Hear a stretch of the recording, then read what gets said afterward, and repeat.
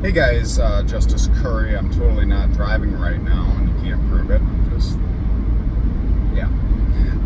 Because they just made a law in Michigan that you cannot operate, touch, call, text, anything from your phone. So I'm not doing that. I found a way around the law.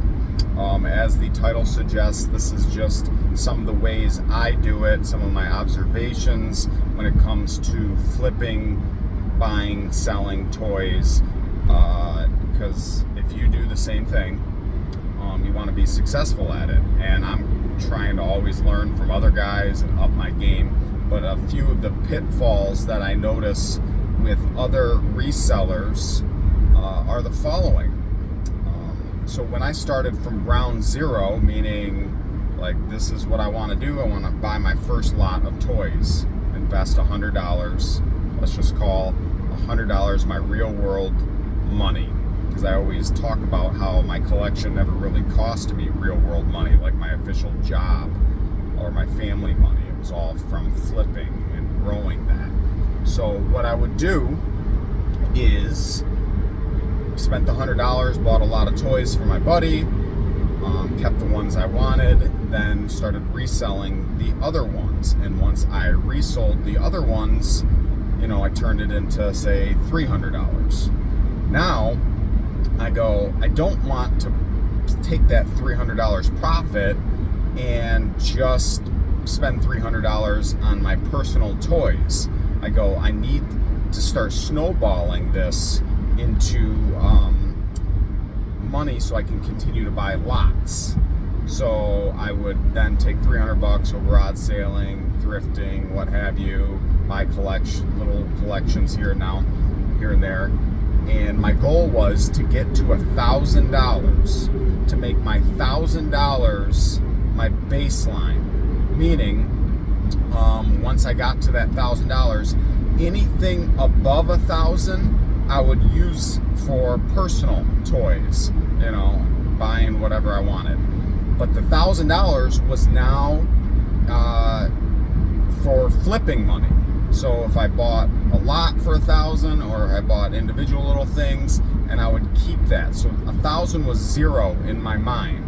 So if I dipped below $1,000, like I bought $500 worth of toys to flip, I wouldn't buy anything personal until I replenished that $1,000. Then after months, years, whatever, my new baseline became $2,000, then $3,000, and I kept growing it to make sure I never went below, or if I did go below that money, then I had to recoup it before I started buying personal. And that's how I was able to snowball it, and eventually, after many years, it turns into 10,000. Like so I always have that available in bank accounts, PayPal, what have you, to purchase larger collections, because it takes money to make money. And if you can throw down big money like that, your the quality of collections grows. Another side point of what I notice pitfalls of toy sellers is they're constantly buying. As you know, the buying part is fun. That's the thrill, that's the rush, getting the deal at the toy conventions, garage sales, whatever, going, oh my gosh, I bought it for $5, but it's worth $40. It's a rush. I get that. But when you're sitting on masses amounts of inventory and your time is spent picking, then it just keeps growing and growing. And some of you just sell at toy shows, some of you sell online or have personal stores. And I learned long ago from one of my mentors, Tom, from Tom's Vintage Toys. He goes, the problem most guys have when they're in this game is not inventory or money, it's time. The time it takes to sort a collection, the time it takes to find a collection, the time it takes to price a collection, package up if you're mailing things. That is a huge commitment. Time. That's our greatest enemy. And when we spend that time doing things we enjoy the most, which is picking, buying, then your inventory grows and becomes a monster.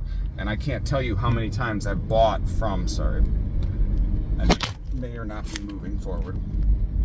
I buy out, or I go to guys' back rooms, inventories, their own inventory, and it turns into a quasi hoarding problem where now they have to get storage units and they're paying $100 a month for storage fees because they spend all their time going to the different Walgreens and Targets and Myers and Ollie's buying up stuff, new stuff, to make money on it when they're already sitting on tens of thousands of other things.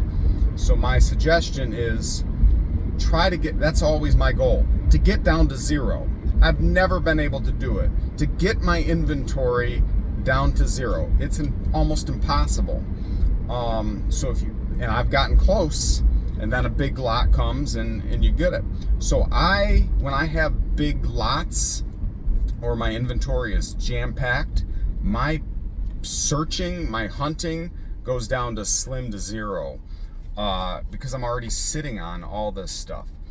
Now when I start getting down, okay, now I'm going to start picking more. And it can also matter on how much you're offering. Like a big collection, a $5,000 collection comes your way, and you go, well, I normally pay 50%, $2,500, something like that. Well, if you're already sitting on tonnage, maybe your offer goes down a little bit to go, you know what, I'm only going to offer you $2,000 or $1,800. Take it or leave it. I don't care because I'm already got tonnage right now. And maybe they can go find someone that offers more, or maybe they'll sell it to you. So it's all about time management. It's a huge thing. Granted, you do you. You're already maybe stuck in your own ways. I'm just giving some of my advice. I feel like I got it down to a pretty good science. Also, inventory. If you're selling at conventions and you've taken the same Marvel Legend figure to 10 different shows and it hasn't sold, freaking clearance it out. Who cares if you break even? Get rid of it. Get something else. My mentor, again, Tom, he does an incredible thing because he has a physical store in Mishawaka, Indiana. He will take all the toys that haven't sold within the past 6 months or whatever, that are sitting on a shelf, that are, $10, $15, $20. If it hasn't sold, he brings it all to a toy convention, loads up a van trailer, and goes $5. Because chances are he probably spent $2, $5. I mean, he spent low money because he's buying in lots. And he couldn't make the top dollar. A lot of the stuff did sell for top dollar. Now he's stuck with lesser desirable things. And when he says $5, everything in the booth, people flock to him. Oh my gosh, it's like a feeding frenzy of piranhas buying stuff because they're like, I'm getting an incredible deal. He doesn't care. He's got tonnage to get rid of it. And that monster of trying to squeeze out every penny of every item that you own ends up making it so you just keep accumulating more and more, and you can never get rid of. Because in your mind, you're like, well, it's worth $30. I got to get at least $28. No, you don't. You bought it for $10 or you bought it for $5. If it didn't sell right away for your $28, who cares? Get rid of it for $50. You still made money. Get rid of it for $15. Let someone else feel like they got a good deal because they did. And you move on to the next thing, the next thing, the next thing. And this is how, personally, I'm able to cycle through inventory. Now, the cream of the crop stuff that's worth hundreds of dollars, I always undercut eBay. Like, that's why my stuff sells so well, is because I look at bidding auctions, not buy it now. The guys that put buy it now, they sit on the stuff forever. But if you price it at low bidding auction eBay sold listings, it's gonna move. All my hot toys moved like that, all my statues moved like that, all my G.I. Joes moved like that, because other sellers go, maybe get a little greedy, or that's just in their brain. Maybe they overpaid for it too, who knows?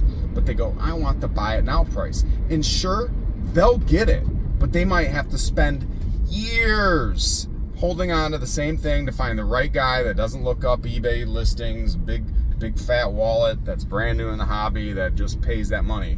And it's all about time. Do you want to sit on that item, or do you want to cycle through your inventory? Because I look at some guys' inventories that are just like warehouses. And again, I get it. That's the fun part. Buying up stuff, buying, hunting, picking. I know.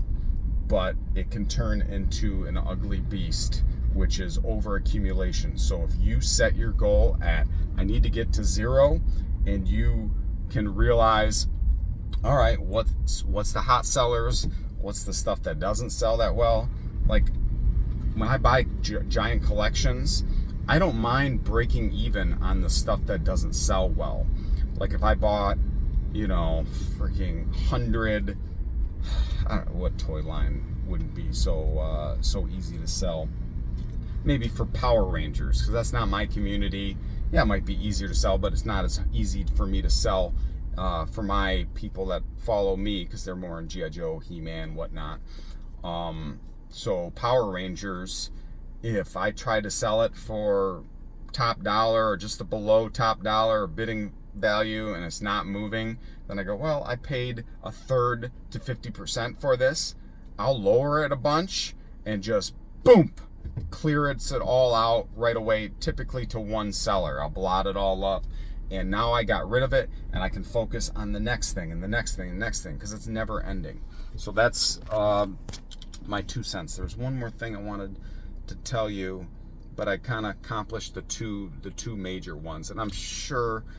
Comment below. Like if you agree, you don't agree, tell me what your individual thoughts are on how you do it. Again, there's no right and wrong, but it's all about perfecting your own way. Because if you're stuck in your own way and you're going, why is everyone else successful? And you can always do better. Like I love learning new things and honing my skills.